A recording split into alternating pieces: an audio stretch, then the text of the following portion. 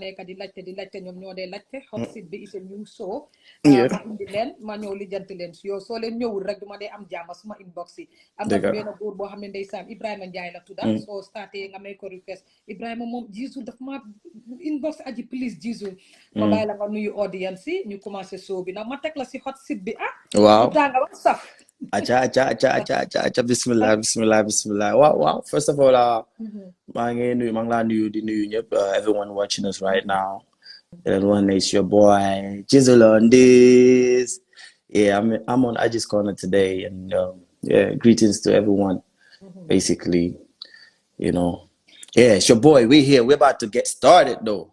Ngane Hotseat bi Hotseat bi la togu tanga bi xam nga fi so gisee gaay du ko dee yakamti. This is where their artists get to be asked questions that they really ask themselves what duñ dee gis artist bi au rumo wax lii si artist xam nga ne dañ daf leen dee naxari ñu bëgg a xeexal seen artist am na ñoo xam ne xeex nañ si loo xam ne fas yan du dégga so moo wax la ne welcome back gars yi ñu ngi nii JIZZLE man maa yoon nag balaa muy éega am nañ fi puusal poul yow puusuloo poul ak man de man maa la attaque pour nga ñëw no I see loolu muy sound boobu xañ moom xam naa ne misunderstanding la rek may leen seen artist yi dama leen attaque ñu ñëw dañoo xeex no boobu muy cool man maay cool man moo amoo benn problème understand naa ne it na misunderstanding la rek non yow dama la boole Pa Modou boole la ses ngom boole la singaate ku ñëw de ma ne leen non seen ndóo bi foog ñu xee waaw non waa léegi baalal ma bu jarul ñu xee baalal loo xam ne lii laa di bëgg a góor boo xam ne da ngaa apologize man jigéen laa dele ma seete comme sister su ma leen ooyee ngeen ñëw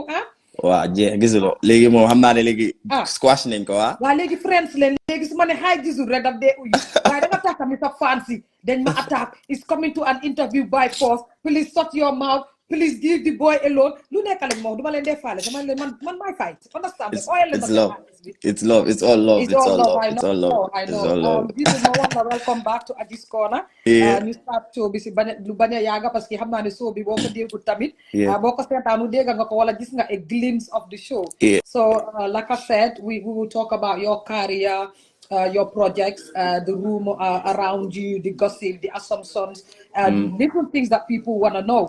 Sa fancy tamit ñoom seen boppa inbox nañ ma some questions yoo xam ne ñoom ñoo ko dégga ñu bëgg a xam questions yi about you. So basically we will start with dañ bëggoon a xam like who is JIZZLE like fan nga just a summary of it fan nga juddoo fan nga yaroo ak fan nga maagee ban school nga dem like a baby step and take us through.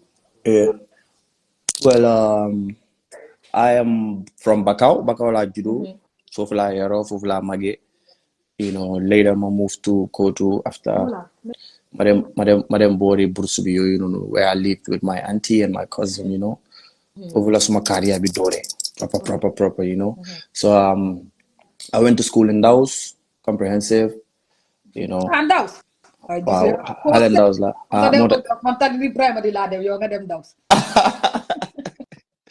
Yeah, you know, boy Bakau my people stand up, you know.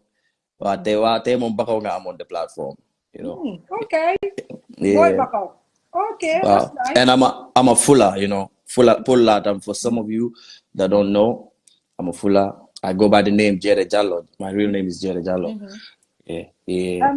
JIZZLE, I'm glad that you made that point that you're a fuller because man, if you ask me, because you think in Mandinka, I thought that you're Mandinka. A few days ago, Mangon traveled to Manchester, and I was in a car with DJ Kano, who you already know. And I said to DJ, my man. Wow, so Manako, DJ Kano, Manako, oh my God. So basically, JIZZLE is Mandinka, but he speaks in different Mandinka language, different languages, Mandinka, Wolof, and English. Manama, no, he's not Mandinka, he's full. I was like, really? I never knew. So, that was my first time. And some of the thing is, the mode lakan to pull bidi. Why? Si so say la yaro, si so say la magi. You know, Bakau ñëpp xam nañ ne Bakau town is so set. Am na ñoo xam ne ñu ngi Bakau dégguñu Olof, seen Olof sa setut. So man, I've managed to, you know what I mean, because of school bu ma nekkoon ak xarit yu ma amoon moo tax ma mënoon a dégg Olof ak xam nga ma mun a speak Wolof like proper. Waaye normally su ma bokki Bakau yi gaaw ñoo laaka bii de. So loolu moo taxoon loolu affectoon non yaa mooy la woon looloo taxoon di kaka mooy la di oh yeah Lolo affected small little bit too because I was hanging around with Mandinkas, smart years also on. So I'm on call handle, I'm on like I'm on pull. My papa was too busy, don't get hotel. You know, he was just and my mom too. So then spend on little time together. They spend much time together because of their work schedule. At mean time to get them school.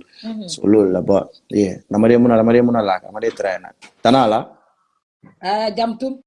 Correct. Well, xam nga tey nga war a talk tamit like you having a small fuller community in the Gambia because léegi soo ne like I'm a Mandinkas wanna claim their own, I'm a Jolas wanna claim their own, like I'm a Sere wanna, even though like we don't want it, but it seems to be like that, if you know what I mean. So I bet fullers ba pare man Sere la man yaayi poli la no why man I will say or let me say it this way, man, I am for everyone. Man, it doesn't matter if Polanga, it doesn't matter if, you know, since day one, that's the same thing I keep saying. I'm JIZZLE, Baba for everyone. JIZZLE for everyone, you know. So I don't believe in be all of people. Gambia dal. Kufaneka Gambian is Gambian. It doesn't matter if you're fuller, you know, you need Benale. You know, so if you're support the music, don't support the tribe or you know what I mean. So man, I am for everyone. I am for you, Agie. I am for Lamin Baji. No, anala bobu jena. Buju hati bobu no. It's okay. JIZZLE lolu neex na torop waaye ba tey man dama leen dee wax ne man artiste bu ñëw ma claim leen xam nga ñu fi turee seen boppa places I take them so yow léegi artiste yi séeréer yi nga man maa ko wa by force ñu ñoo la waaw parce que ñu ñooy yaay JIZZLE having to go forward basically then we're gonna have come like being a born and raised fuller yanda was a parents but do your parents literally speak fuller like basically the dialogue ñoom dañ ko they speak very clearly? Yeah, my mom is Mandinka, my dad is fuller and my dad speaks fuller proper you know. That's nice. JIZZLE, having to go to the next question. Then we're gonna have like what inspired JIZZLE to be a musician? Whether danga talk rek ne okay I wanna be a musician or dang don way sa harit wax la ko or danga gisoon koo xam ne depuis boo nekkee xale you look up to them whether they're Gambians or everywhere any other country nga ne man kii dama ko admire and I wanna be a musician when I grow up. Yeah. Well man affaire si num ñëwee of my better, you know, because I wasn't, you know, this is my previous interview some time ago. You know, I wasn't really into music, but after realizing that, but because I was into, you know, I hunted, so I hunting the exhibit class, but bala lulu no football la play. You know, football like my childhood. I was so into football, journal academy back in 2003, but 2006, I moved Kotu, so I didn't go there anymore. I don't play Kotu. And then I had my brother, more modern deaf music at that time, like 2008, 9, but 10 years, you know. So, ñoom dañ daan nekk si néeg bi maanaam moom ñoo daan share room ñoom mama boy am dañ nekk di make music almost every night, you know. So suñ dee def music dama dee nekk seen bool di leen bàyyi xel ba àggoon na some point dama dee bàyyi ba gaay génn man tam ma duga si seen computer bi dama dee duga sama computer bi ma try pour you know def man tam suma own because dem naa ba bàyyi xel gis naa nu gaay dee def so ñoom tam suñ demee dama dee try pour noonu laa dem ba ma gis ne you know I have the ability like my fogoon ne sokala dee def but dafa mel ni te ñun suñ family kenn nekkul géwél kenn nekkul wéykat you know so waaw loolu surprise me suma family yeah it surprised my family a bit. They're like, yo, fan nga jëlee lii because none of us is, you know, into this. I'm like, maybe, you know, if yàlla la rek man dem naa ba gis ne I can do it. So man suma mag ne man it dama door woy you know waaw ma jóg benn bés nii rek ma call suma benn xarit because moom is into IT computers ak yooyu noonu ma ne ko ne you know dama bëggoon nga dimbale ma xëy na yow sa computer bi di ma mun a record I didn't even know how they record dama ko just wax ne waaw yaa ngi may headphone ba am microphone dama bëgg nga record ma mu ne ma ne bul worry I'll take you to the studio. That was in 2009 so I went I recorded my first song noonu la starté commencé you know ma door di si gën a focus I was so whack why you know nga dem naa ba suma la Hotseat si so alhamdulillah xëy na sa fans you very they would understand the word wag but waaw comme cuune laa woon tune how would you want to listen to the whack JIZZLE, if you know what I mean. But again, I like when you guys accept, because table fat and the killer set and they naming themselves JIZZLE or Junior JIZZLE because they think that you're from numero 0 to numero Z. So they would think the high mandamaneka JIZZLE in a day. But I'm glad that you're telling people that I had to practice to make myself perfect, if you get what I mean. Yeah. Definitely. Comme ni ma bëggoon a laajte mooy nekk if you're from a Gilliard family, but you've already answered that. So basically, can you take us through the journey of like, where was your dad mad, your sisters, any of the family member that said, you know what, this is not part of us, we're not Gilliard, so xam nga ñun Gambia ñun mel géera géwér. Was there any point boo xam ne literally you were forced to say you have to stop, or you're not part of this family, you're gonna be disowned? No, man suma family. Wow, how long more time is starting? Because at some point I had to leave everything, including Suma, the proof for my education. I was like, I need to just focus on this thing. So I told my dad, I think I'm gonna do music instead of what you want me to do. So he kind of got mad, but after seeing things negative de me success bi mu ngi ñëw maa ngi def ay shows nit yaa ngi ko wane sa doom bi so dem na loolu xaw na koo calm. My mom was okay with it, but suma bro moo doon xaar tàng because mu ngi na maa ngi leen regional school, but at that time going to Ndaws was a little bit expensive back in the day, so it's like maa leen affaire school don't complain. But then now gis naa ne lii laa bëgg a end suma passion bi for music is just mu doon gën a dem, so there amutoon benn other option than to accept, and accept nañ ko, bless nañ ma ñu ma ñaanal, and yokkute mu ngi gën a am, and moom tam mu ngi happy léegi fu mu dem JIZZLE papaam that's nice. Definitely. I don't want any problems with family. After support nañ ma, still now ñu ma support my family, my auntie, everyone from my family supports me, both in Bakau and everywhere abroad. Ko xam ne daal suma family la, xam naa suma family they're in support of my music, and ñoom tam dañ dee contribute to suma music tam baba. Oh, that's a good one, JIZZLE, because ñun xam nañ moom Gambia moom sakatuma when you start singing like music and all of that, because it's most part of Africa. So we mold our kids pour ñu nekk a doctor, scientist, and all a lawyer. This is already what we have in our head. So bëggee branch like it's an issue in a family. JIZZLE, dañ bëggoon a xam like the name JIZZLE. How did it come about? Like, because people say your real name is Jerry. So having to have Jerry and JIZZLE, how did you come about the nickname to use JIZZLE as a music name? Well, JIZZLE, amud that deep meaning. It's just a name. Man mako lifna suma bu fare. JIZZLE is from my name. My real name is Jerry. Largely my tone go into JIZZLE. Yeah. But then the JIZZLE comes with the scorpion now, not just JIZZLE. JIZZLE, the scorpion, and the scorpion is the animal symbol for Gambia. Okay.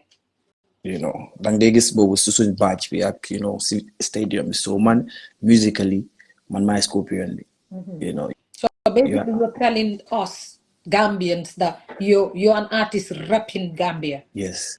Before it used to be JIZZLE, but them now we analyze the come man Gambia bi la ne man Gambian la man suma demee si bi di Gambia lifestyle. So lan lay mun a jël ma art ko si suma affaire yi pour mu what I mean mu relay. Then I'm like, okay, Gambia national squad bi ñu ngi try ñu ngi sell Gambia bi si wàllum sports si. So si entertainment side bi man la yes, I'm the scorpion. Yeah. This scorpion bi fuñ def statue bi suma hometown la. Foofu laa jógee Bakaw. So man scorpion la. Kala koy artist. Scorpion la. Man scorpion la. Confidence. Not of the JIZZLE, I'm not solo. JIZZLE, having to look at your style of music, that's a different with a lot of musicians in the Gambia. How do you feel it sets you apart from other musicians?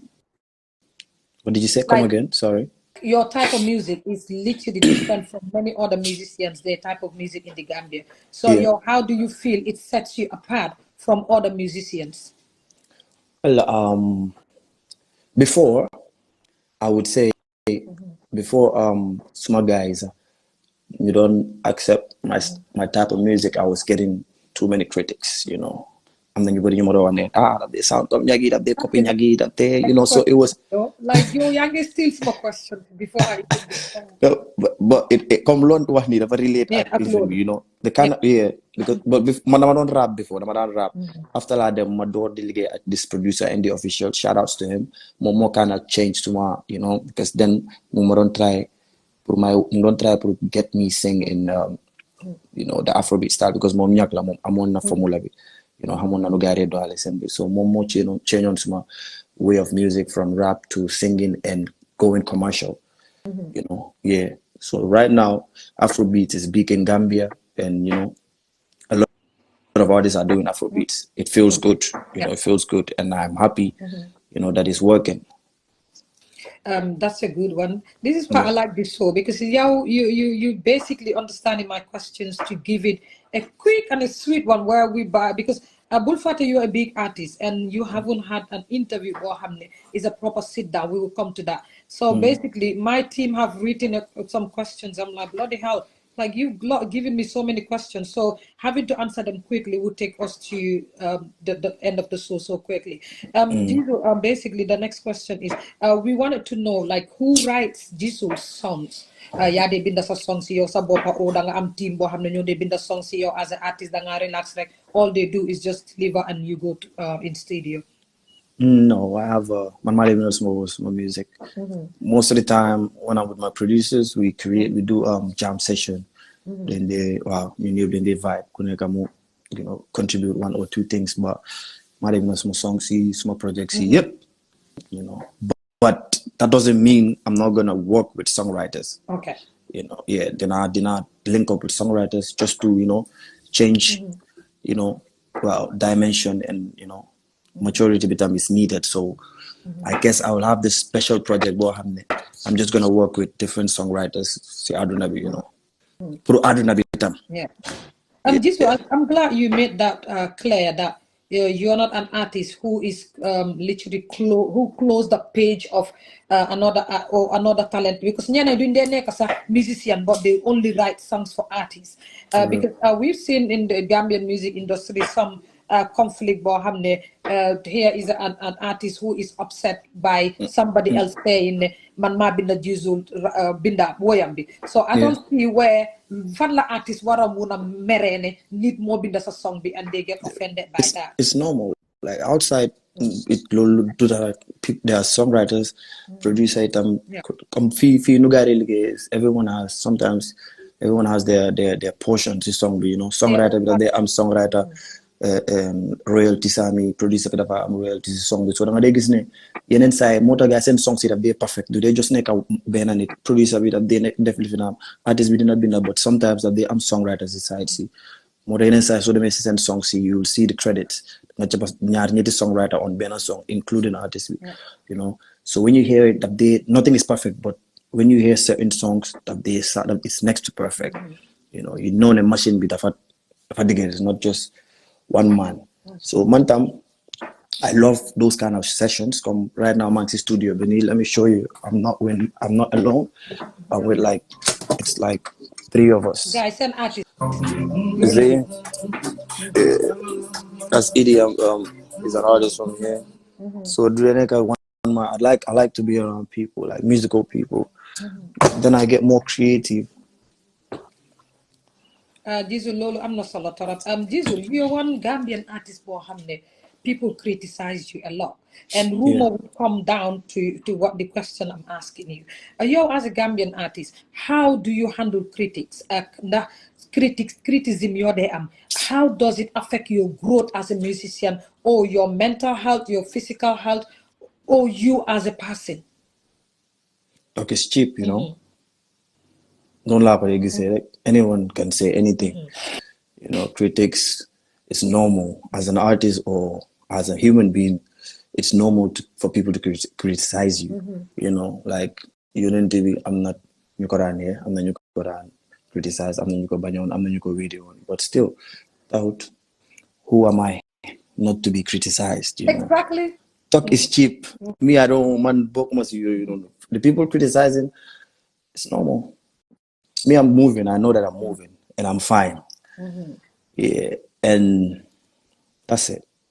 JIZZLE, the next one is a very important question because I myself I'm interested in your answer towards this question. Let's get it. Can you please share a memorable experience or milestone in your career that's really stand out for you? Banga hamne munga remember nene, yes, this is it. Like a memorable milestone yo, it was perfect for your career, a moment for you. Sorry to come. You're the only artist that gets to be asked this question on the hot seat. Is weird. Okay. Come on, TV. I don't know. They did some thing with you. Go ahead. It was my Benjamin Hall show in 2018. Yeah, that one has a lot of memories, good memories. Because then that was one of the years that I was hot. Everything was happening fast. You know, everything was just happening fast for me. I was living good. Money was coming in left, right. You know, deals were coming in left, right. And my phone show, Benjamin Hall, have a massive crowd. Like, Ken Hejutol Benjamin Hall, that was the biggest crowd until date, but now, you know, yeah. And that was just a night to remember forever. And I had dancers from Sweden, you know, perform. You know, it was just a lot that happened. I'm not gonna say all of it, but I'm not Luberileo, you know. Yeah, so Benjamin Hall 2018 was that day. So for some of y'all that came to that show, yeah, you can bear me witness, you know. It was definitely a memory, yeah. When I was back home, there was a time just joke Agies boutique time it was Agies boutique. Most of these artists were basically writing in sort of sponsorship. I remember Safan's group, they wrote me sponsorship to be Sister of the Day to your Sabar. This was back then, but I couldn't make it to that Sabar. So yeah, I think I am glad from them to this we have to sit here today, and I myself to have you. I have to ask you so many questions about your career. So this will you as a musician. Then we're gonna what do you hope listeners and you they déglu some music be? What do you think that ñoom loolu leen dee jël from your music? Is there any specific message or emotion you aim to convey, like some music land, but for some message that they aim to send to the general public, like the whole world? Yeah, my music dafa very branches. Yeah. You know, I make different types. Sometimes I make music for the rich people. Sometimes I make music for the hustlers. I make music for the lovers. I make music for people. Small music, munala heal. So favorite. You know, I make music for everyone. So for the rich side, like for songs like Broke Again, you know, you can see Yuti, they come to me like, you know, Sawebi, you wanna get rich, broke again, you know, smoke a dig, everybody motivate, you know. Then I feel like it's making impact because I'm the new hand then Mark also do explain the song be sunko dig like Nyom Baduge I see is on live right now. My uncle that is Yeah, big shouts to my brother, you know, Badu. Yeah. So music be everybody branches. Yeah. I make music for everyone. Yeah, I'm the new hand dañoo suñ stressé, you know, ñu déglu a particular JIZZLE song daf leen a relief. Am na ñoo xam ne suñoo liggéey dañoo mën a déglu a particular JIZZLE song, you know, to keep them waaw so waaw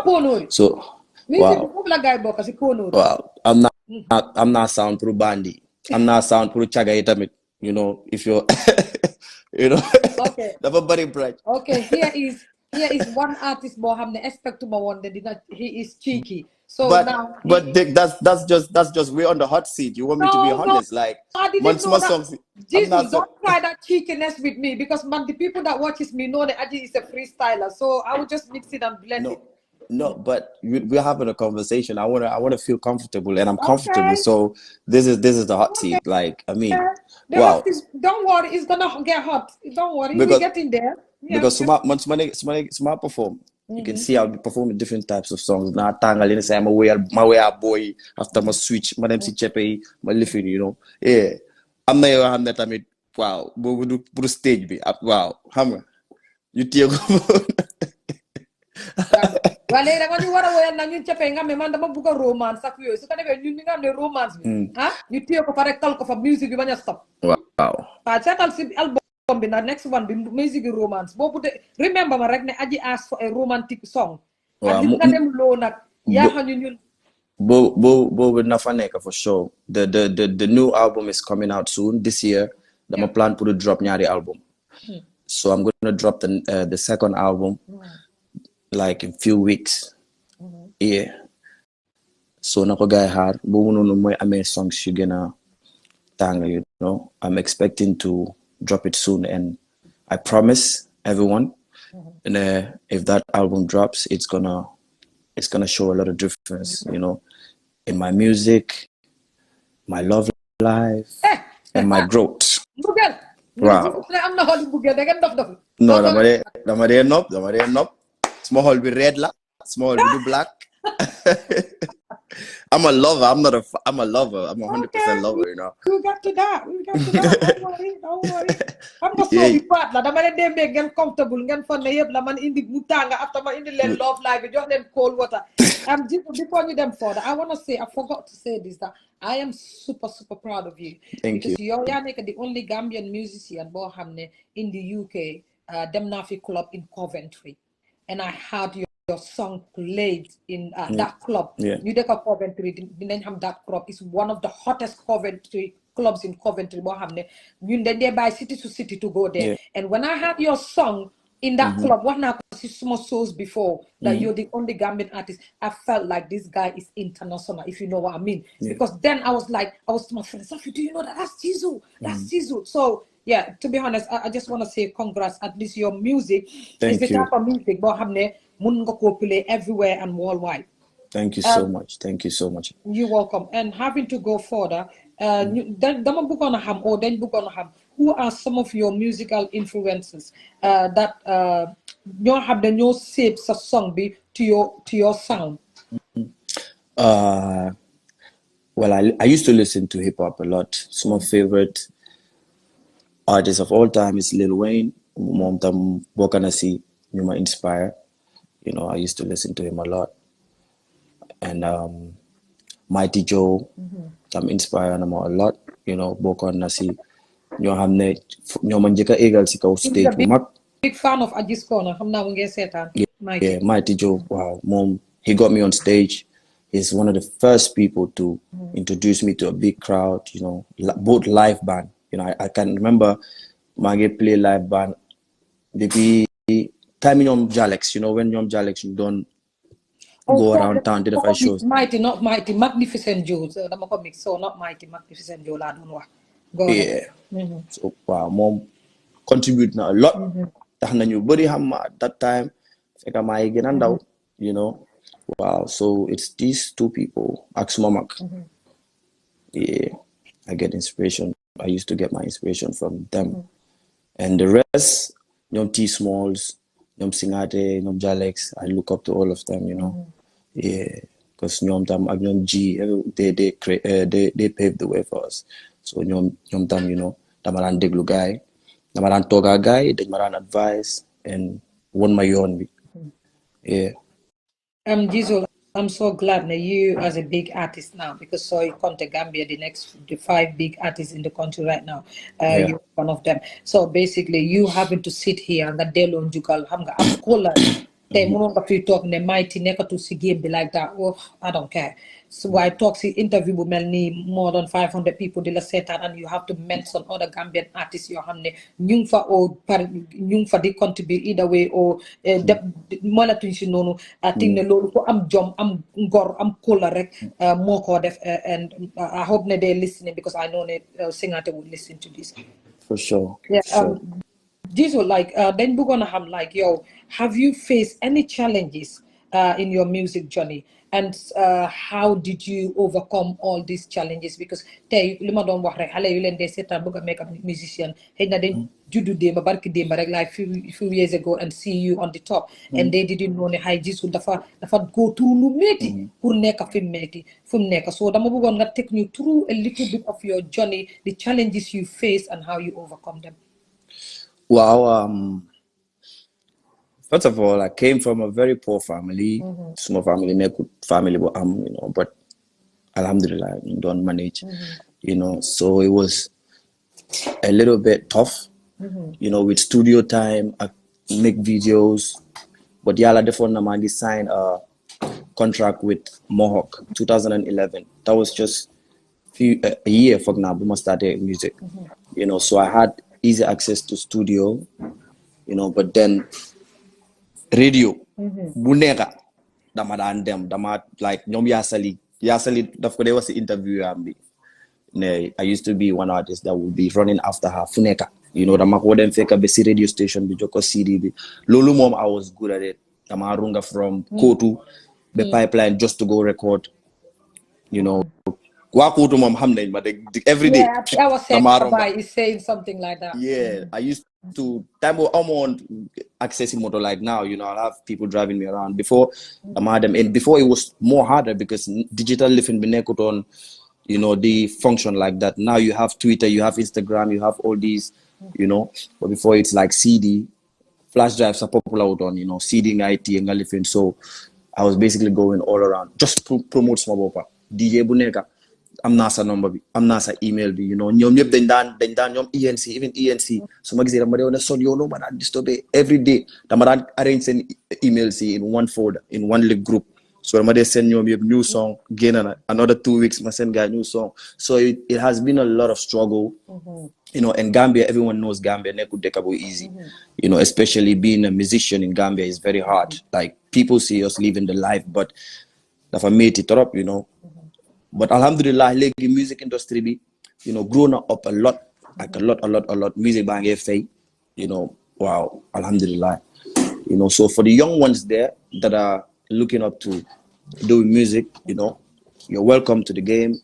But for dedicate sabota, for dedicate time, music definitely you need to give it time. Don't dedicate time, be able to it, and hard work. You need to work hard, Lulu moy the only secret. Man luta maaga fita is hard work ak gum buma am sima boba dama gumne I can be it, and it takes the hard work. Making networks, they connect at nini both inside and outside, Wow. JIZZLE, I'm not solo tarap, and that literally touched me because, if you have passion in something, I think that is the drive and the passion for it makes you push and push and push and push. Because, so I said, I think that many people who are listening to you right now, so if I can take, so you're a musician or you see that, and you lal, lifin. I think that literally you're advising everyone to say, don't give up. You will one day get to where you want to get to. Yeah, it's not as easy as 1, 2, 3, and nothing in life comes easy, Style magi yep suñ la waxe man dama dan tëdd si suuf dama dan suma lal si suuf la woon like everyone else. I was living a normal life, ba ma demee ba fame la door di civilized like this, music bang ma change, and this is the character I need to be, Before I used to be everywhere, my door ni worry on, but then xam nga ma dooree di grind ma gis ne affaire si lii la soxla, lii laa ko war a jox, and then result bi anytime ma def lu ma war a def dama dee am good results. If I do what I'm not supposed to do, man mismo what am I gets the bad results. So it's just hard work. I'm with magic setting, no, nothing. You just have to work and focus. Na hamsa sohla, na prioritize ko. You'll be fine. Trust me. That's my advice to the young ones, because they need to be motivated. Oh, come give me a heart. Guys, just a cutie. JIZZLE, I'm having to go next to the next question. Basically, it is said that you are one of the Gambian artists. So many social media platforms have bullied you, and rumor has it that because you've been bullied on so many social media platforms, that's why you basically decided not to go to every other platform for an interview.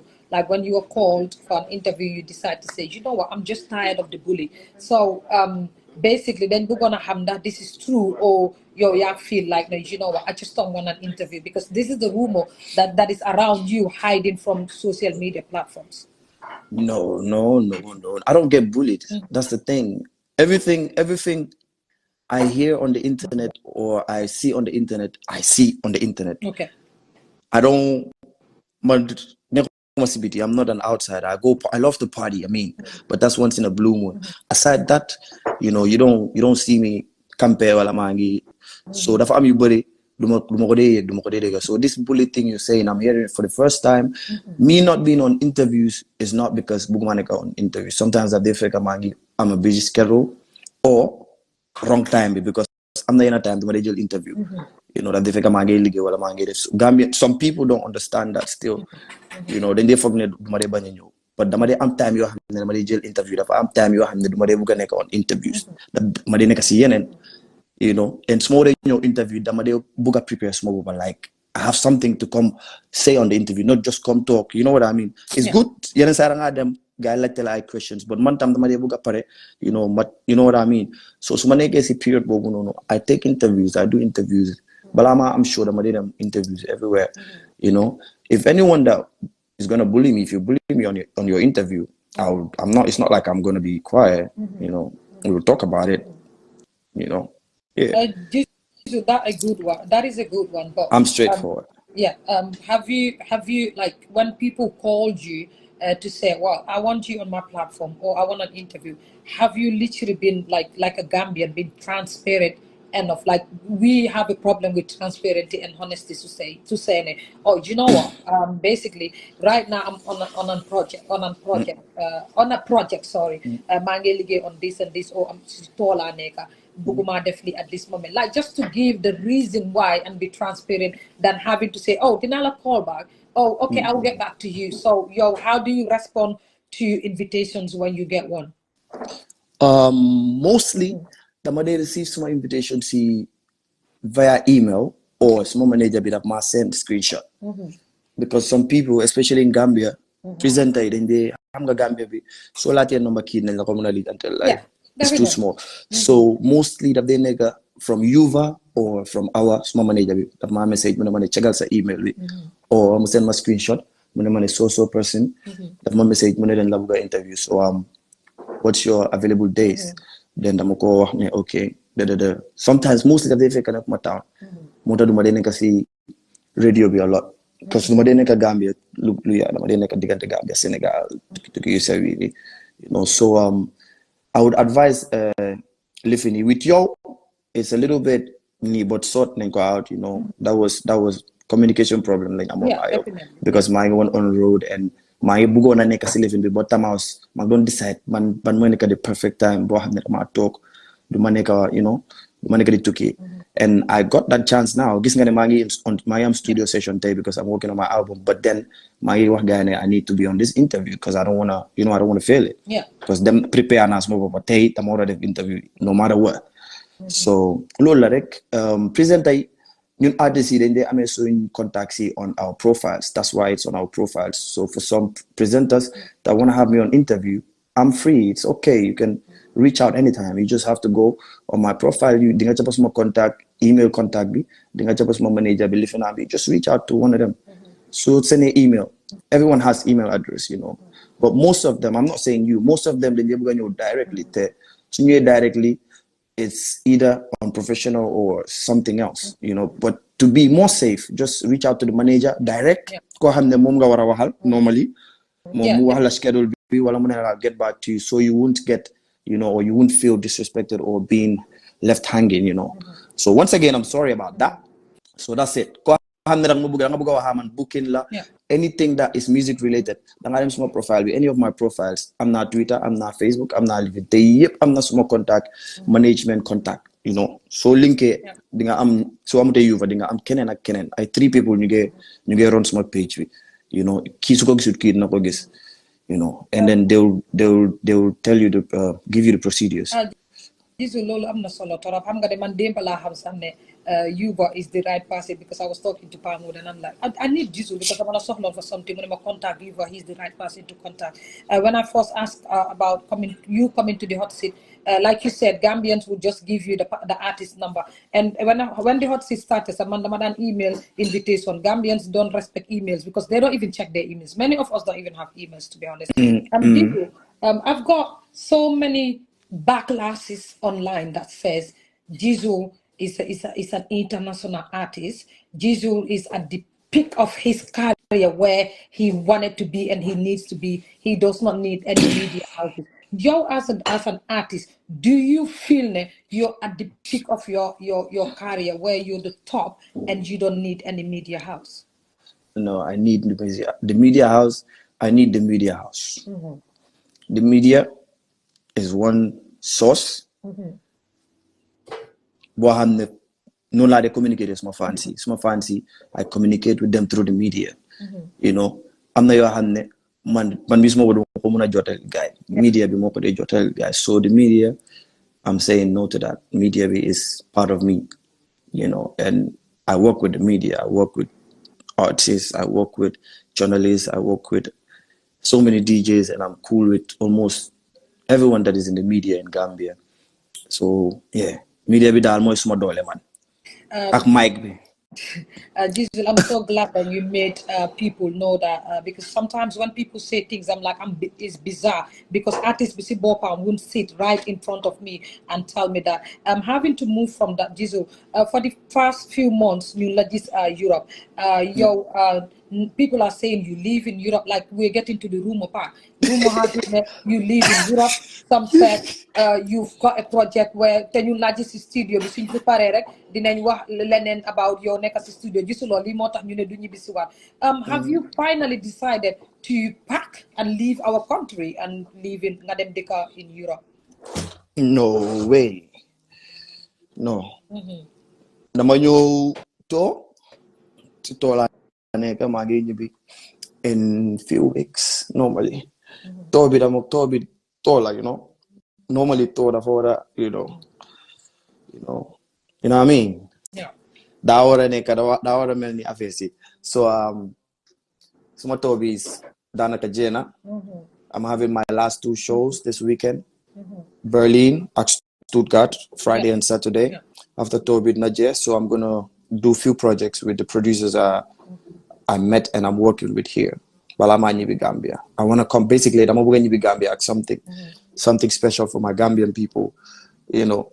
So yeah, ñëw ma pour talk. Man duma ñëw pour talk. Man small fan base, the foundation, everything is in Gambia.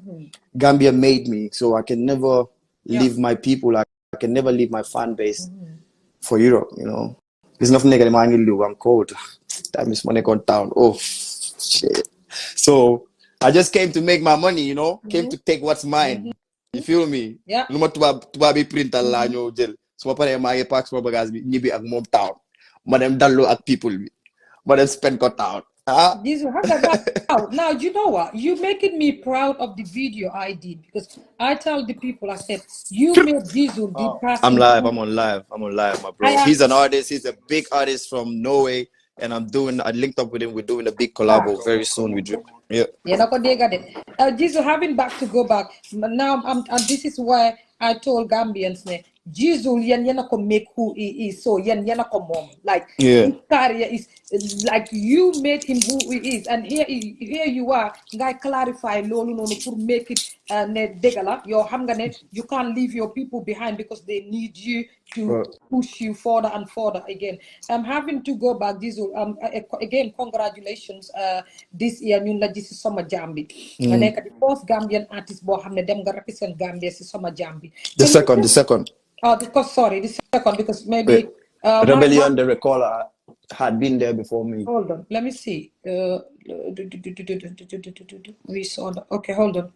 Yeah, my team wrote the first, so I'm glad you thinking that they wrote the first. A lot of people think I'm the first, but I'm actually the second. Rebellion, Is it? But then, since I'm the king of the new school, the younger generation, innit? So I hope some Summer Jam. Quick summary of how did that come about by younger them perform Summer Jam. It was just a different experience for me because that's my second festival performance. First, I had the Salam, which was in Sweden back in 2019. Manium Royal Messenger, ST, G, Sophia, you know. So B Monica second one day, and the feeling and the experience was too much. I got to meet a lot of big artists, a lot of legendary artists. I met Popcorn. I posted a video. A small question before I get there. I'm sorry. Now it's not gonna be the hot seat. It's gonna be the punishment seat. No problem. So I got to meet a lot of people, and Lolutam inspired them a lot. You know, I need to work even harder, 10 times harder, because this is just the beginning. Manam ko gise as it's just the beginning, you know. And I'm looking forward to be on a lot of festivals. That's gonna elevate me more and put the flag up high, you know. Yeah. So Summer Jam was just crazy. So it was just crazy. One for the books, you know. Yeah, and yep, them on the fine. To be happy one then. I had so much reaction from them, you know. Even backstage, I had the white crowd and the Gambians, you know, showing love and showing how happy they was watching me perform. And while Summer Jams, they were so happy that they had to, you know, tell me that for the first time, open her, because man, open Summer Jam. I'm the first performer. Like open the for some crowd, but normally open us more perform. You know, you have people in their tents, in their dollar, because now they tag at time. But then you see people were interested to watch who was on stage, and which was a very good feeling. I felt happy, and yeah, I'm not the next time it will be better. And we're gonna have time in Gambian artists, who them represent come every year. Lol money gon man suma intention. Ma def follow hamne dina tax next year guys dinañ benen dinañ try pour lijante dinañ ne ndeke Gambian artists yi dañ mu woy xaaral ñu dem xool benen Gambian artists you know, because then now the Gambian crowd is there. Anytime Summer Jam happens, they're gonna Gamini ñoo fa dey gëna neexal. So now they know that there is a portion for Gambia. Anytime Summer Jam what happen, man dama buga suma intention man luma buga moy, and I will make sure, you know, the guy that brought me on Summer Jam would have that happen, you know, if even not me, but next year, if we can have another a Gambian artist that will go represent us on Summer Jam, you know, it'll be a good thing, you know, a good look. Yeah. Lol, I'm not solo torop. You know, some people man come so say Gambian artists they take the fly high, or Gambian artists they perform makana come. They over excited. My followers would tell you, even see London Weekend with them don't you who open we get it. So when I saw you singing that sang a song, I think it was like Yefi Bandi, was it? Yeah. Mangi you even si tele man. Why mo understand lu tamu you attack bidi? Wow, Yefi man mo understand lu tamu mo na hey. Hana do mo attack ni woy bi rek ma you what? Ñun ñaar la ma attack. I forgot that but like, to be honest, I am super proud of you. But the pictures were like digitally clear. Like only those pictures like could like again, this is where you not need social media. The pictures were like and again, congratulations.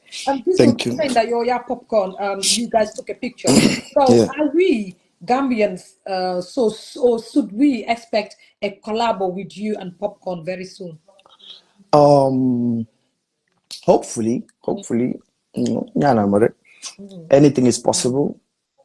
Actually, then I'm on a meet and greet because on the same platform, and soon backstage room see you were next to each other. So Big Joe, mom, I'm on a connection with mom, so he's like, you know, you should try and come say hi. So madam, you know, I had the access, and then my meet come my Proto G, I don't know Proto G. He's also a big reggae artist. We met and we greet. The vibe was nice, you know. You know, so we decided to bless them with a picture. But I'm not soon to say what now that hopefully when we meet next time it will be something else. Some followers, you know, do popcorn, whatever it is. Popcorn, whatever it is. Man, I'm not a reggae baby. Man, love la, mugel la de deglu. Unruly. Criticize, but again, I'm glad that you guys are rectifying me. This guy married. Jizzle again. We had like the former what's it called again, Gambian music what's it called again, president saying you haven't registered with the Gambian Music Union as an artist. Have you still registered, or you just feel that you don't feel the need to register as a Gambian artist under the music union? No, I need to. I once had the conversation with Pamodo. You know, we always spoke about it, and we had new visit one time, but man ma ko make it on foofu, you know. Yeah, so I think it's good you mentioned it. Some of them I'll try to link up with Pamodu since he's working there. So we pattern that up.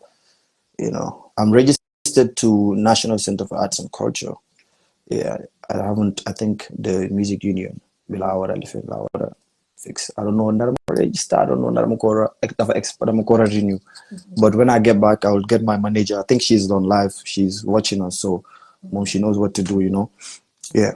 Thank you very much, JIZZLE. Again, I was gonna ask you if you've got a manager, but you said you've got one because I never had anyone spoke about JIZZLE's manager. And when you said she, I am proud.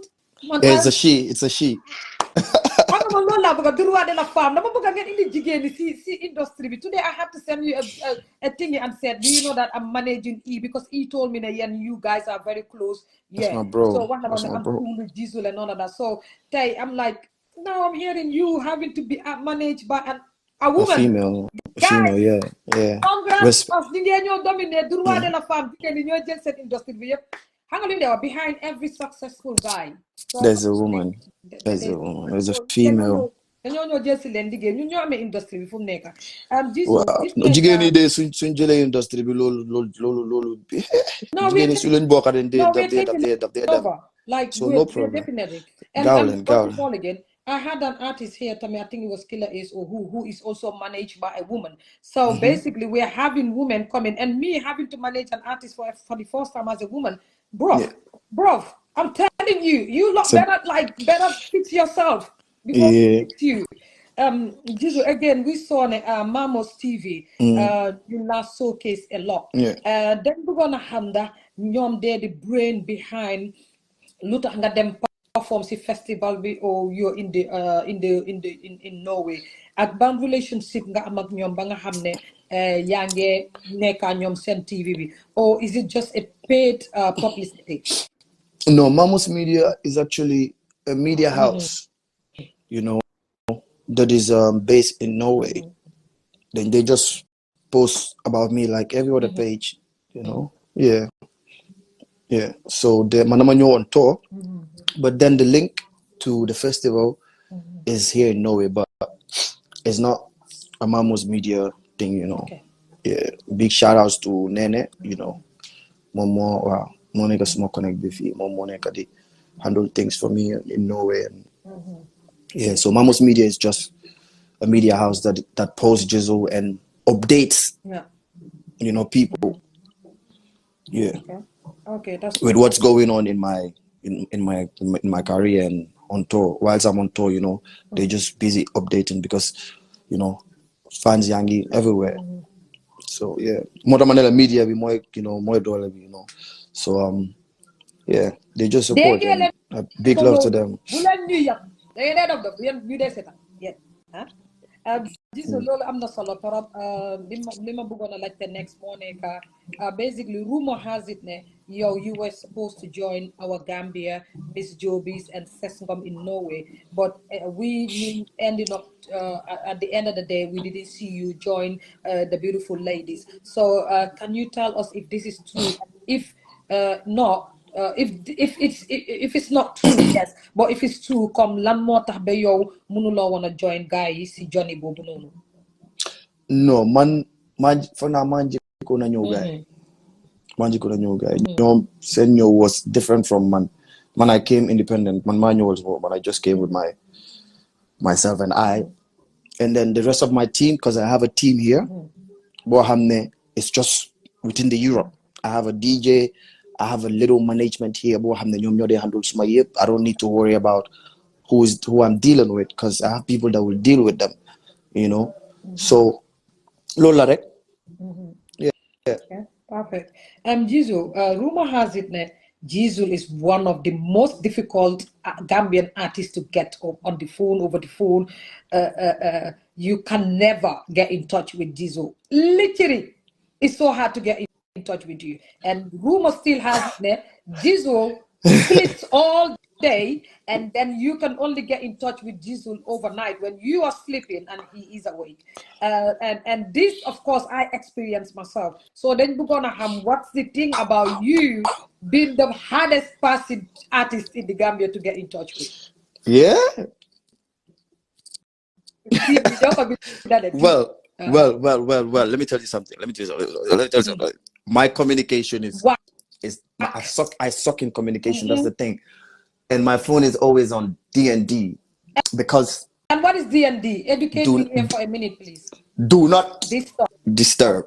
Bro, yeah. You're on another level shit, you know. I didn't even know that. DMD. D&D. Like iPhone users know about do not disturb, you know. Sometimes I get the main reason sometimes I get called a lot, you know. Hanga obviously like small phone be updating a lot. And I cannot ignore calls. So sometimes call you know that they just so important calls. Messages sometimes if they just so important messages. But I get it though. All is because small living. But damn it, I have people that handle my communication, you know. So my amu they reach and then they'll get to me. Like yo, them gabe ham my time. Man time goody la de lit. I'm a night person. I work all night or I stay up all night because you know 24 hours, especially my small boy, I barely sleep. You know, so daytime be like they useful rest. Then suma only bokasi system be goody be I'll be probably doing something or mangelige because I have my studio in my room. So muna banya gena. Muna nega security 2 days. You know, like work, sleep, play video game, and on my phone. You know, so small communication sucks. If you understand that about me, it's okay. You know, guys, before you go judging them or all of that, he's here. He's accepting he's not perfect. I'm good in I'm more like on a personal level, not hanga call mom. It's unnecessary, you know. Yeah, exactly. But on a personal level, I'm good in person. Like when you're with me, you know that you know what I mean. Yeah. And text sometimes. Vibes, you know. Yeah. I'm more like where some people are good in texting. They are big texters. Some people are good on the phone than they're good on texting. Some people are good in person. Me, when you're next to me, you know, you feel the vibe. Well, but waaye yaa ngi gis mu stress ma fi suma oncle waxut ma sax ne niis dinaa la yónnee xaalis yónneewula ma xaalis suma oncle gisoon naa la waaw basically we saw you in Switzerland. Gis nañ la fi nga dem Switzerland before you drop your album. So then we're gonna xam that it was a trip that you had like a little vacation or danga dem foofu noonu to pour nga distribute a deal for an album. Like why were you in Switzerland before you drop your album? Switzerland. When was this? No, I've not been to Switzerland. Well, one of the questions says they saw you in Switzerland before you drop your album. I've been to Switzerland, but it was just a quick one, you know. I think been talking like them on Balamadon Yoto. Yeah, and that was after I dropped my album. Yeah, so I think the question is kind of from now side. More period, then I can now Finland at that time, but Musuma spend a day in Switzerland. I'm on transit. Okay, perfect. Yeah. Maybe because that is the time that the passing the road. Sweden, maybe Sweden Lamoa, because Sweden like gonna spend time. Yeah, Sumaneka on tour. Thank you very much for that. At the end of the day, JIZZLE, like every time I am, because now I Tamade Soko is artist, very especially in the UK. There's Malawi right now, mangi edim because team invite while in invite me to my new female lane tomorrow.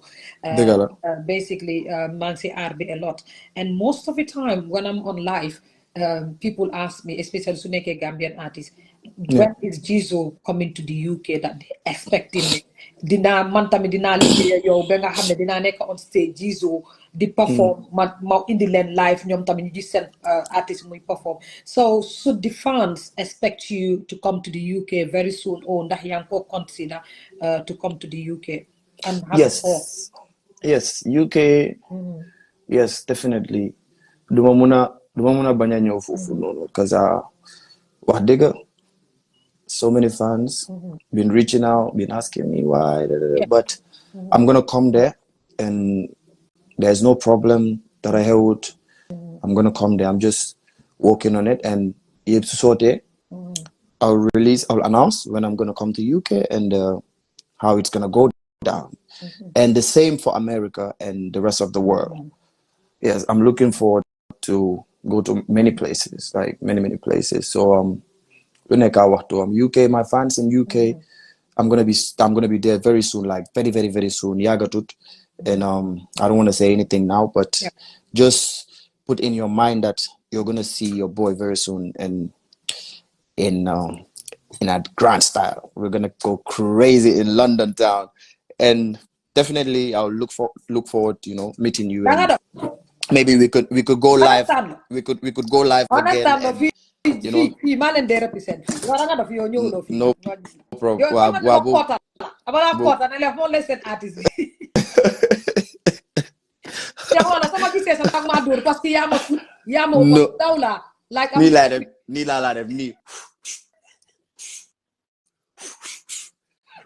Nga now, nga dem Philip, nga dem London Eye, London Bridge. London Bridge is falling down, my darling. We already we get study Anatir. London Bridge is falling down. No. Yeah, man. Right. That's about it. Seriously, I can't wait to be there.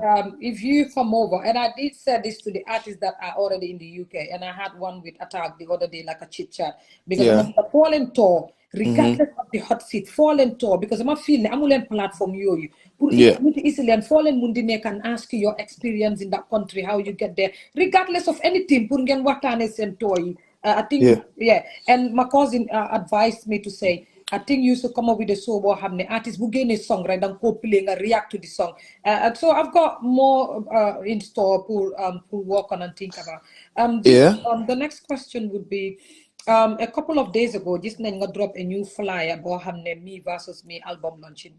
So this album launching project, is there anything is amazing that you want to share to your fans that they should expect? What is involved in the project, and what are you guys really working on at this moment? Yeah, right now, I am I'm set to drop my third album.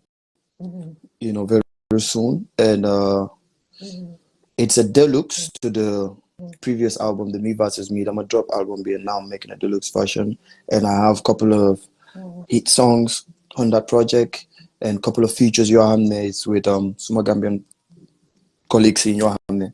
You get up nice in the game, and I've done a remix. I'm a feature few artists. Want to get rich remix fee. And most importantly, my 10th of February, it's my show of the year. Normally, I'm a show of the year, but last year, definitely. So this year, I've been getting too much pressure on some fancy that I need to do a show. You need to do a show. Some DM, you need to do a show, And I feel now is the time, So February 10th, flyer will post on just a few days ago. My Suma album party, album release concert be in Q City, 2023. No, 2024, sorry. And I'm expecting to see all my fans that night. It's going to be a historic day, and my plan Gambian see something very special, Yeah, different from the previous ones, Sukoyala today. So 10th of February, I'll be in Q City with the family, and I can't wait to meet my family, which is the fans.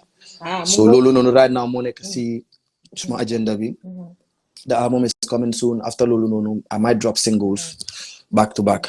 Because from Nekani, I just want to keep it going. I just want to keep it going. At some point, I was a little bit quiet, but that doesn't mean I was not doing my thing, or that doesn't mean I was out of the game. People were getting it twisted because man don't judge so many, JIZZLE dafa Daphne, JIZZLE dafa Dano, JIZZLE dafa man do musa Dano, artist do musa Dano. Me, I'm here, like I'm here. But like it hurts me sometimes that people think, you know, but it's normal, you know. So now I'm back like I never left. You know, you're gonna get more hits, you're gonna get more everything, videos, you know, and then the fire is just gonna keep burning. So for some of y'all that have been saying I'm fine, I'm good. You see me, I'm fresh, I'm still the same. You know, life is going good for me. No, at some point you have to sit like man rush, relax, majanga. You know, sometimes I've had things that happened in my life for the past living. You know, it's not just the music personally, but I felt I needed. About that you guys are human, you know. No, me like personally, me, I'm here. I'm speaking for myself. I'm not times you have things where like this, and it's normal. That's good, you know. Like they definitely no. But then a man is still a man. Yeah. You know, I handled it as a man, and I'm back on my feet again. I'm fine. You know, I have no problems with anyone, except for the ones that are just hating on me for no reason. You know, so yeah, my cool. I'm making music. I'm living. I'm okay. Alhamdulillah. I'm not solo smart team members part of needed draw questions rectifying a little bit of message saying they meant Sweden, not Switzerland. It was a typo. Yeah, perfect. JIZZLE, now the rumor is gonna be juicy. Basically, rumor has it that JIZZLE is not in good terms with Hussein Dada, and basically, rumor has it the reason why you're not in good terms with Hussein is because he literally started working with your ex-manager, who is Abu Busso, and basically because. He is number well okay I'm not gonna cut you, but I just released a video with Hussein just a few weeks ago. So me and Hussein never had that. Me and Hussein never exchange words. Like this has been going on with every artist. I don't jote uma ken musuma sagante ken musuma hulo ken awma problem ak ken. So me and Hussein for sure we are brothers. Even leg in his order made a small comments he post on so new small last 4 days ago pictures he's adding a fake comment on no. You know, it's love between me and everyone basically, you know. Yeah, so whosoever that's sent that question, you know, I'm sorry, but you're getting it wrong. Me and Hussein are cool. Yeah, super cool. Yeah, he's working with Busso. That's because he's working with Busso. That's little man ama affair you know, nyom nyar lolo sen lifin la. You know, and look at how important is going fine between nyom nyar lolo mo gina important. So I'm happy for them, and I'm happy for Hussein too. He's doing good, and big shout outs to him. We're gonna make waves, and yeah. Basically, Hussein was here. I think he was the last person. Yeah, he was the last person on the hot seat, and he answered the same thing that you. Yeah, watch Sedan na glance now. Oh, Sedan na sa show nyari.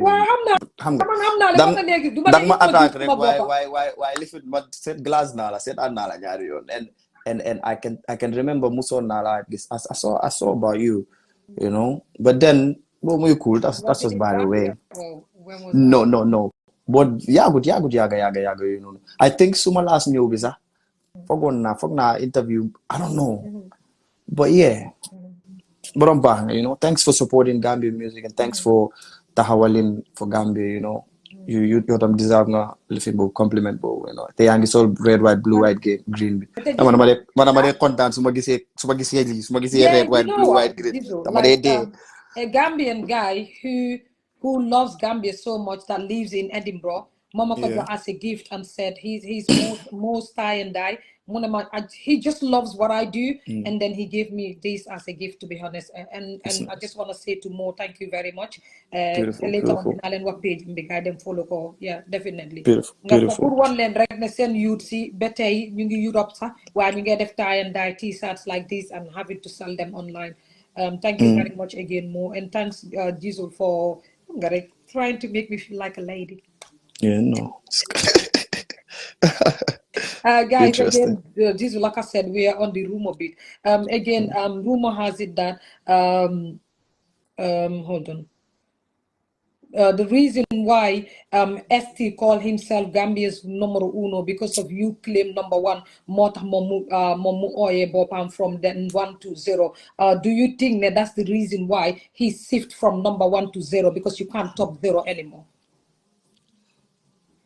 That's just a rumor. Yeah, it's basically a rumor. That's why we put it as rumor. Well, I don't know. But I'm in my own world, you know. Kunega yang sa own, I don't know, you know. Yeah, man, I have no problem with titles, you know. You know, personally on my side, I'm not gonna speak for anyone. Everyone has the right to claim whatever you want to claim, you know. Yeah. If you feel like you're the king, then you're the king. We are all kings and queens. It doesn't matter, you know.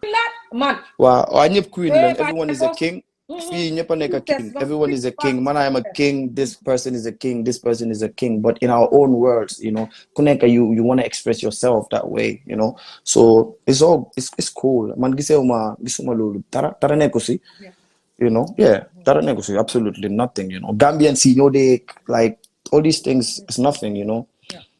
Yeah, it's cool. Okay, JIZZLE, I'm not solo tarap. JIZZLE, rumor has it again. Rumor. You know what? This is the part that everybody likes watching because they have things. So let's go. Artists, when you talk, clarify, it makes them more comfortable, like hearing from the hospital. For sure. Yeah. For sure. Again, telephone bisa dafa tuuti rumor yi moom si boppam wax naa la like you've got lots of questions. Basically, JIZZLE, rumor has it they've seen you with Attack in different clubs and you lot hanging out. And recently, you and him are not being seen together. So rumor has it that you lot are having issues. So do you have an issue with Attack, or you lot are cool? We're cool. Attack is my brother and my brother for life, you know. So it's just like I said, they kind of fancy, you know, sometimes they nikadi wax ay affaire, but ñu neen suñ biir dafa dé démé nonu, you know. And music be business, so we're cool, you know. When I Attack, we're cool. Everyone cool. This is the most funny part, that people were like insinuating Attack wrote in Attack said in Mandinka, if I hear anyone saying you are the number one, if I slap you. And then we had in your own song you saying Bulma this online, and then this must make a pussy in real life. So people are taking these lines to say JIZZLE meant this towards Attack, and Attack meant this towards JIZZLE. What was the remix about? You know, my motto is forever the bros. You know, I will never diss my brother because of some stupid, you know what I mean? Yeah, man, I just make music. Kusigi saboba. Na feel, you know, wow, man, suma sound lola. Man, all my problem, I can say this again and again and again. I have no problem. I have no beef with anyone. Kumata say, like, I'll look at you in the eye like, yeah, bro, I'm my problem. So if I release a song, it doesn't mean it's for nangam or nangam. Yeah, man, somebody is in man, you know, but man, this my brother. Small brother, you know. So whatever Attack said on the song, it's nice. It's a nice song, you know. Man, I'm a problem, you know. Yeah, it's a free world, you know. Live free.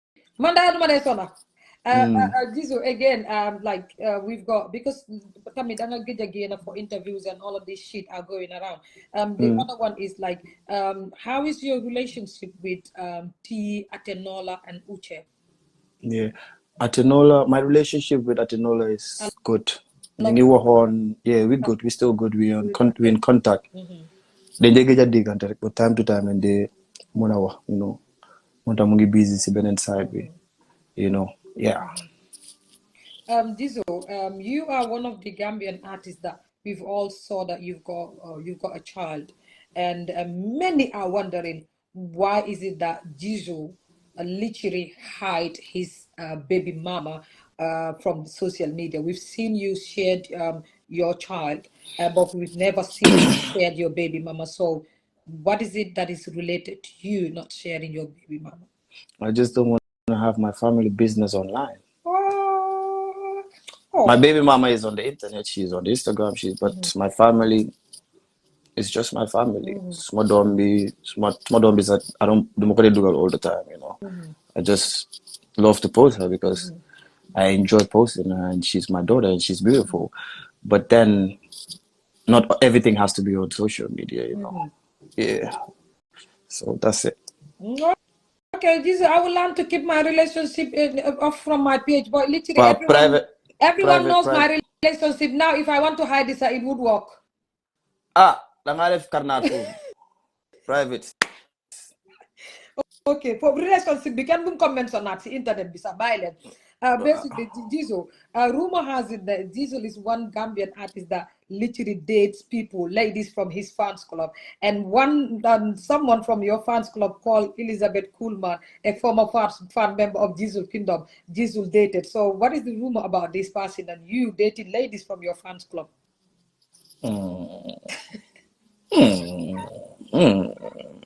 That one is wrong. That one is wrong. Elizabeth is in my fan club, and she was someone that supported me a lot, and you know, Magisone, you know, having her among us would be really nice because she had love for me and Momugidikon Banjul, and I needed, you know, that in Banjul Kohane, you know, of my represent and then I pass information through Yobuko Banjul because wa Banjul tam so neke Banjul do they have lu bari lu they happen town. So man, like small fan club, I had different people from different sides. Ibrikama, Busumbala, you know, so Liz was part of the family and Lola.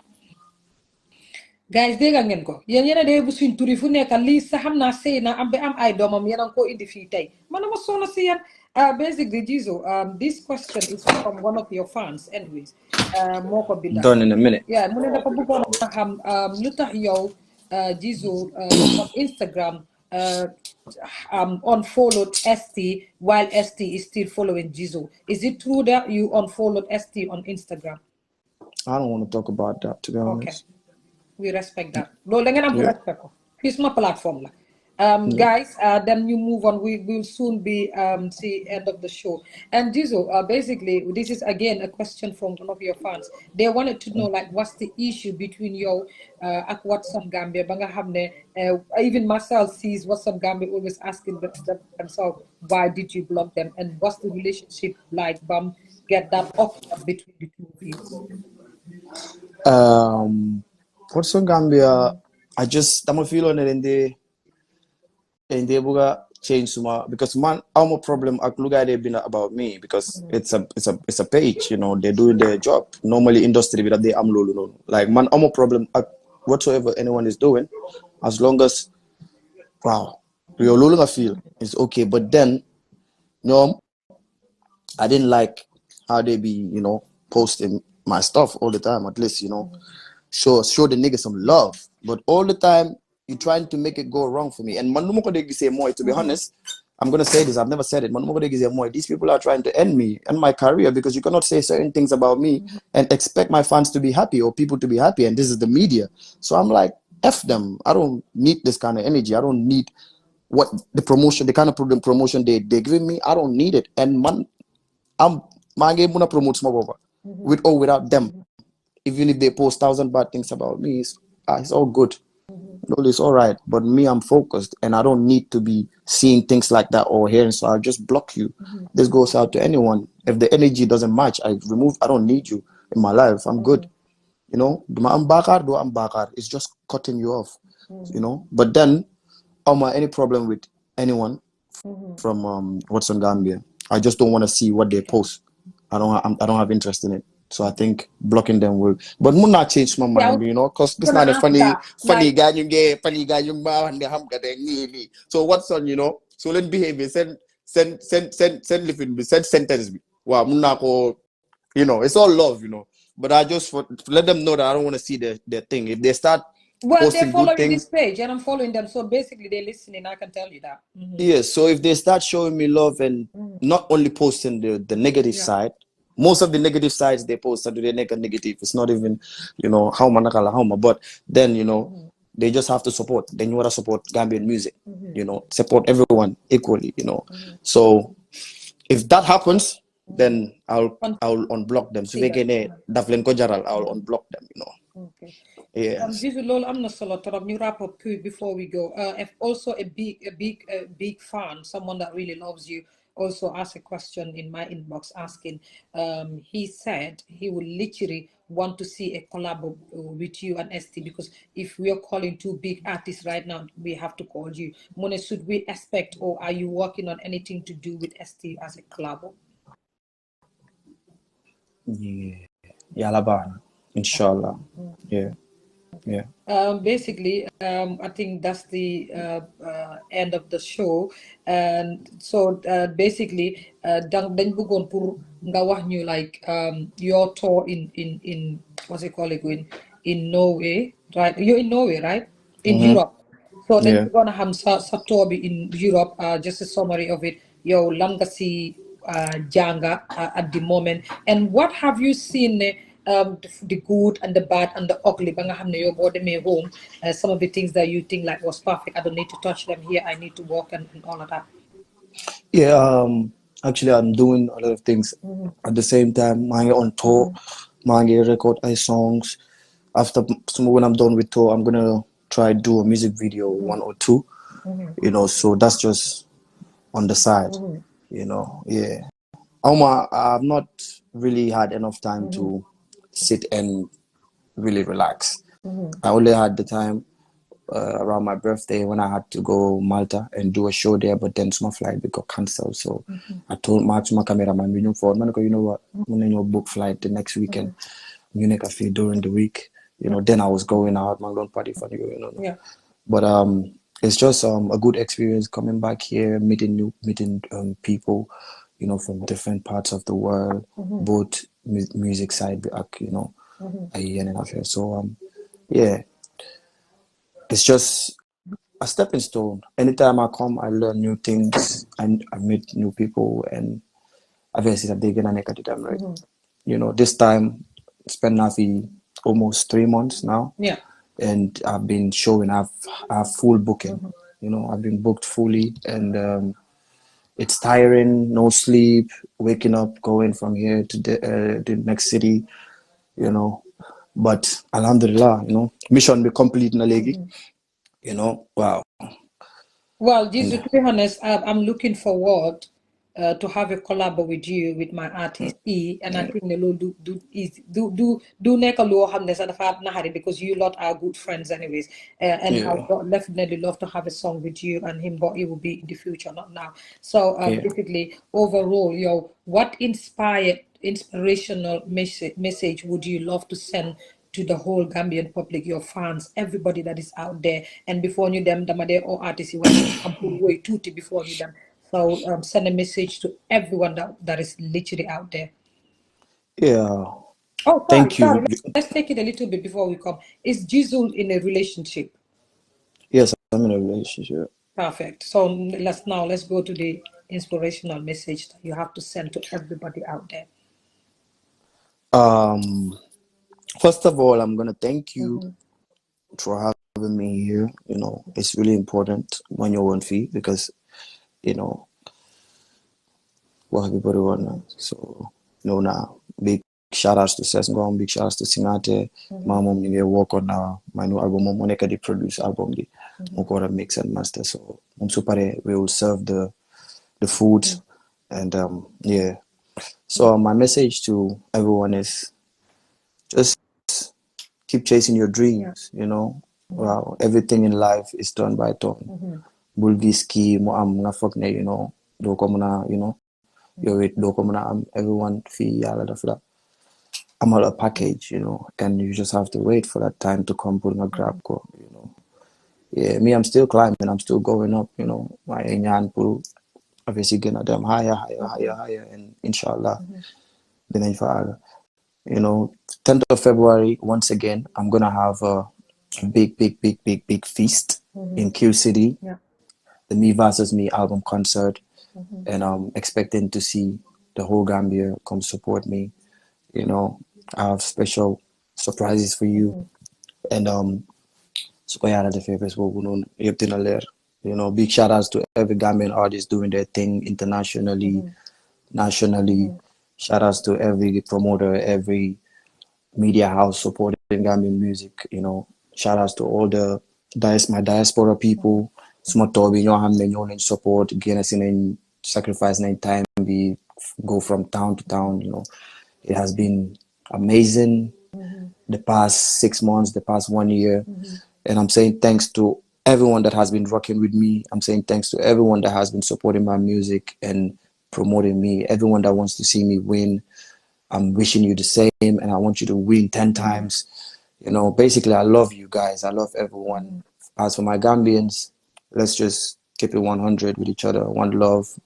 Let's push together, and we're gonna get there together. You know, let's all be one. Let's all be under the same umbrella. That's basically what I have to say. And thanks once again for having me. If I've said anything that offended anyone, I'm sorry. I was just having fun. I was just having fun on this interview. Don't take anything serious. You know, if I've said anything like that offended you that is watching me, I'm not perfect. I'm sorry. You know, apologize now. And thank you once again. I love you. Stay tuned. Stay tuned. February 10. Dama buga February 10 bi bala February, you know, every interview February 10. Nga ko waxal guy February 10 Q City. February 10 Q City. Guys, send guys si Ghana den dey liggéey man. Dem rek la ma guys send sa post ay Stuttgart ak yoy nonu. So mangi post ben. Yeah, bala nga dem. I just want to say I saw you working with Fulla Gangster. And I just want to say thank you because the day one Fulla is one artist born with Mokobuga post because he's determined with what he loves. And Bumi Hotseat Bifi, he's one of the first artists that came. He said, I want to work with many Gambian artists, but my line of music, many don't want to work with me. So I just want to say thank you. But for the Balanga then JIZZLE, artist I'm so I just want to lend their surprise. So just to let you know, Toby in February, I just want to 10 tickets for 10 people. Wow. It's from I just want a team going towards your show in February to show our support. I appreciate it. Thank you so much. Watch out for my boy Malls. He's coming. Another artist you guys need to watch out. Yeah. Malls as my boy. You get a song be massive over and maybe I'll try to introduce you both, not introduce because the people need to know about him and he has so much potential and I'm in support of him, you know. So yeah, you guys need to watch out for Malls, my boy. Thank you so much, Agie. I love you. Agie, so before you go, I'm not going to get one tickets again, please. Let them know. If you can share it on WhatsApp, Mandina say a link or whatever. Then I will sit here to stay asking. We stay connected. Yeah, but the balanga them royal you two direct, then we let you off. The last one we don't Google the artist. I'm gonna sing Bama way la yo Mr. Boba. Musunyima ndalitelale musunyima ndalitelale musunyima musunyima ndalitelale musunyima kanu nyovele musunyima thank you very much JIZZLE. Amal a good night guys. We have to let him off the studio bi la nekkoon mu dem continuer liggéeyam bi ma waxati leen jërëjëf soo yam bi February bu leen ko miss ticket si dinañ ko fi dinaa ko fi share ku mun di doon ba pare su mënuta ñëw sax dinaa isi kenn si teamam bi xëy na manager am wala Yuva mi nga xam ne moom it mu ngi work ak moom mu ñëw ñu def fi show bu neex ñu maye ticket si pour remind leen tamit ne show bi mu ngi ñëw so JIZZLE dina am 10 tickets pour show yam bi this February te so 10 tickets yooyu noonu ma wax leen ne gaay Agies Corner yi lañ koo may te bu leen fàtte tamit ne nu mu tudda what's it called again Hussein Dada tamit sooyam bi ñëw nii mu ngi am 10 tickets tamit yoo xam ne ñu ngi leen a maye so Hussein dina ñëw mu maye ticket tamit JIZZLE su biisee tamit kenn si teamam bi dina ñëw ñu maye ticket bi fii la moo stay Agies Corner dinañ leen jox 10 tickets pour soosi yëpp I will love you guys and leave you keep supporting amuleen morom have a good night and thank you very much yéen ñëpp